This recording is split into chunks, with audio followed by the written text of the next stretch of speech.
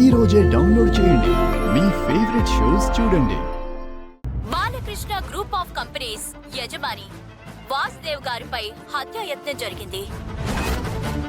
ఈ హత్య వెనుక కారణం ఏంటా అని వెలికి తీస్తే ఆస్తి కోసమే ఇదంతా చేశారని తెలిసింది.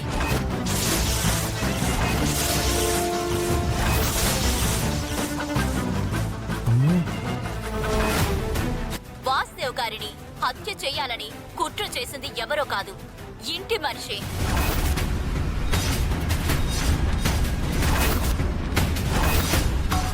ఆయన పెద్ద కోడలు త్రిపుర అని మాకందిన సమాచారం.